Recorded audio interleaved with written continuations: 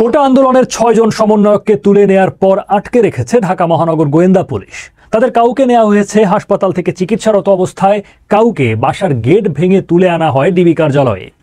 আটকের পর ঢাকা মহানগর গোয়েন্দা পুলিশের পক্ষ থেকে বলা হয়েছে তাদের নিরাপত্তার স্বার্থে নেওয়া হয়েছে নিরাপত্তা হেফাজতে। প্রশ্ন হচ্ছে, কাউকে নিরাপত্তা হেফাজতে কতক্ষণ আটকে রাখা যায়?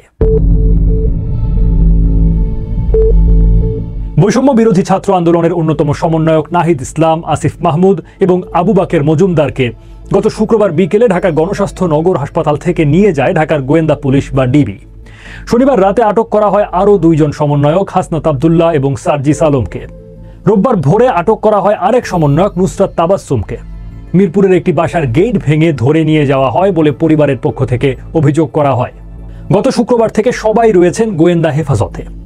তাদের আদালতে হাজির করা হয়নি বা কোনো মামলায় আটক বা গ্রেফতারও দেখানো হয়নি।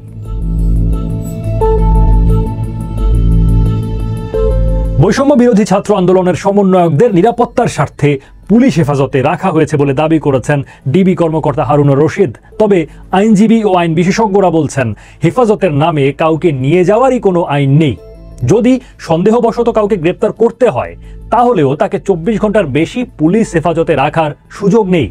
আইনজীবী জ্যোতির্ময় বড়ুয়া বিবিসি বাংলাকে বলেছেন, সংবিধান ও ফৌজদারি কার্যবিধিতে পরিষ্কার করা হয়েছে 24 ঘন্টার মধ্যেই আদালতে প্রডিউস করতে হবে, কিন্তু কোটা আন্দোলনের সমন্বয়কদের আদালতে তোলা হয়নি। আইন বিশেষজ্ঞরা বলছেন, নিরাপত্তা হেফাজত বলতে আইনে কিছু নেই, হয় তাদের গ্রেফতার দেখাতে হবে, না হয় তাদের ছেড়ে দিতে হবে। যদি নির্দিষ্ট মামলায় কাউকে গ্রেফতার করা হয়, তাহলে তাকে নির্দিষ্ট সময়ের মধ্যে হাজির করতে হবে আদালতে। সংবিধানের 3য় ভাগের মৌলিক অধিকার অধ্যায়ের 33-1 নং অনুচ্ছেদে বলা হয়েছে, গ্রেফতারকৃত কোনো ব্যক্তিকে যথাসম্ভব গ্রেফতারের কারণ জ্ঞাপন না করে প্রহরায় আটক রাখা যাবে না এবং উক্ত ব্যক্তিকে তার মনোনীত আইনজীবীর সঙ্গে পরামর্শ ও তার আত্মপক্ষ সমর্থনের অধিকার হতে বঞ্চিত করা যাবে না। ঢাকা বিশ্ববিদ্যালয়ের আইন বিভাগের অধ্যাপক আসিফ নজরুল বিবিসি বাংলাকে বলেন, নিরাপত্তা হেফাজত একমাত্র আদালতের আদেশে হতে পারে। এখানে কোনো আদালতের আদেশ ছিল না। আটক বা গ্রেফতার করেন বা নিরাপত্তা হেফাজতে নেন, আপনাকে 24 ঘন্টার মধ্যে আদালতে হাজির করার বাধ্যবাধকতা আছে। আমাদের সংবিধানের অনুচ্ছেদ 33-2 ধারায় এটা বলা আছে। এভাবে আটকে রাখা সংবিধান লঙ্ঘন, বলছিলেন মিস্টার নজরুল। আইনজীবী জ্যোতির্ময় বড়ুয়া বিবিসি বাংলাকে বলেন, যদি সন্দেহবশত কাউকে গ্রেফতার করতে হয়, তাহলেও তাকে 24 ঘন্টার বেশি পুলিশ হেফাজতে রাখার সুযোগ নেই। কাউকে নিরাপত্তার জন্য আটকে রাখার হাস্যকর যুক্তি ইতোপূর্বে কখনো শুনিনি।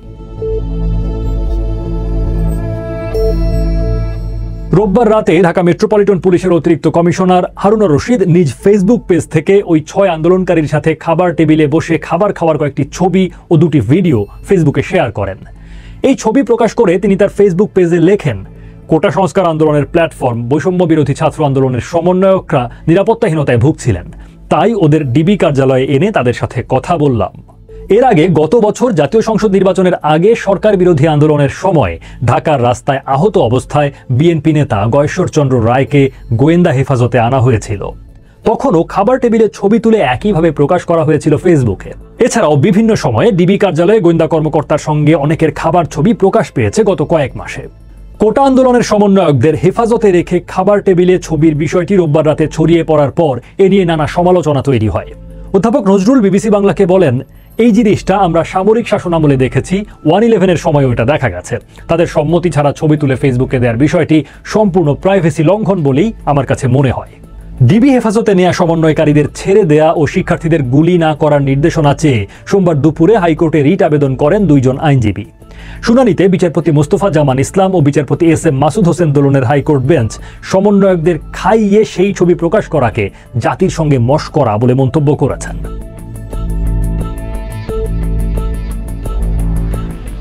মিস্টার রশিদ খাবার টেবিলে সমন্বয়কদের ছবি প্রকাশের কিছুক্ষণ পর এই সমন্বয়কদের একটি ভিডিও বার্তা গণমাধ্যমে পাঠানো হয়, যেখানে নাহিদ ইসলামকে কর্মসূচি প্রত্যাহারের একটি লিখিত বার্তা পাঠ করতে দেখা যায়। এ সময় ডিবি হেফাজতে থাকা অন্য 5 সমন্বয়ককে তার পাশে বসে থাকতে দেখা যায়। হেফাজতে থাকা অবস্থায় 6 সমন্বয়কের এই ভিডিও বার্তাকে সাজানো এবং জিম্মি করে এই বক্তব্য পাঠ করানো হয়েছে বলে দাবি করেছেন আত্মগোপনে থাকা অন্য 2 জন সমন্বয়ক আব্দুল কাদের ও আব্দুল হান্নান মাসুদ। পুলিশ হেফাজতে থাকা অবস্থায় আন্দোলন প্রত্যাহারের ঘোষণাকে জোরপূর্বক মনে করছেন বিশ্লেষকরাও।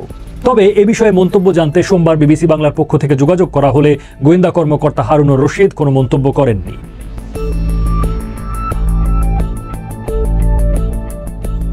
রোববার ডিবি হেফাজতে থাকা সমন্বয়কদের পরিবারের সদস্যরা তাদের সাথে দেখা করতে গিয়ে ফিরে গেলেও সোমবার সকালে তাদের সাথে দেখা করতে দেয়া হয়।